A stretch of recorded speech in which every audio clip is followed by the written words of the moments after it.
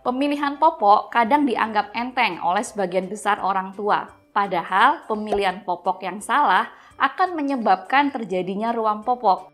Dan tahukah Mami and Daddy bahwa ruam popok ini menjadi salah satu keluhan yang membuat para orang tua datang ke poliklinik dokter anak untuk membawa anaknya dengan keluhan ruam popok yang sudah menjadi sangat berat. Ya, ruam popok tidak dapat dianggap enteng. Pada suatu saat, dengan adanya infeksi sekunder dari bakteri atau jamur, akan menjadi suatu kondisi yang serius dan harus ditangani dengan baik.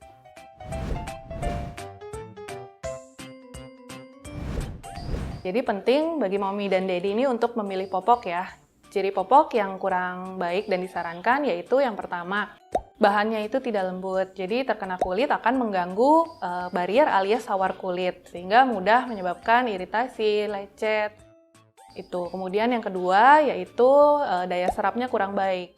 Dimana daya serap ini kan penting ya sebenarnya dalam menjaga agar area popok itu tetap kering. Dan yang tidak kalah pentingnya adalah popok yang mudah menggumpal, sebaiknya dihindari.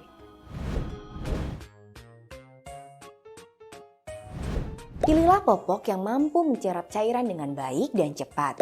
Kedua, popok mampu untuk mempertahankan cairan dengan baik sehingga tidak terjadi osmosis balik. Dan yang ketiga, memiliki aerasi atau kemampuan pertukaran udara yang baik sehingga membuat kulit bayi tidak lembab. Pemilihan popok juga terkait dengan material popok yang harus diperhatikan.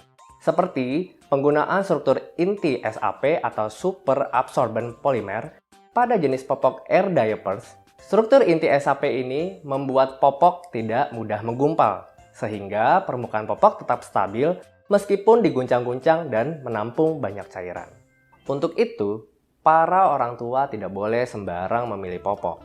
Dalam memilih popok, para orang tua harus mempertimbangkan bahan yang terkandung di dalam popok tersebut. Sebab, salah memilih popok dapat meningkatkan resiko masalah kulit seperti contohnya ruam popok, alergi, iritasi, hingga infeksi bakteri. Bukan hanya itu, pilih popok yang dapat menunjang kenyamanan si kecil yang aktif bergerak dan membuatnya nyenyak tidur semalaman. Dengan cara memilih popok yang tipisnya ideal, seperti pada jenis popok air diapers yang memiliki ketebalan hanya 1,6 mm. Meski tipis, jenis popok air diapers ini mampu menampung banyak cairan sehingga tidak bocor. Jadi, popok yang tebal sebenarnya tidak menjadi jaminan dapat mencegah kebocoran. Malah, justru bisa jadi membuat masalah, yaitu si kecil jadi kurang nyaman karena popoknya tebal sehingga cukup berat dan saat menampung cairan menjadi lebih berat lagi. Penggunaan material SAP tersebut membuat popok memiliki kapasitas maksimal dalam menampung cairan.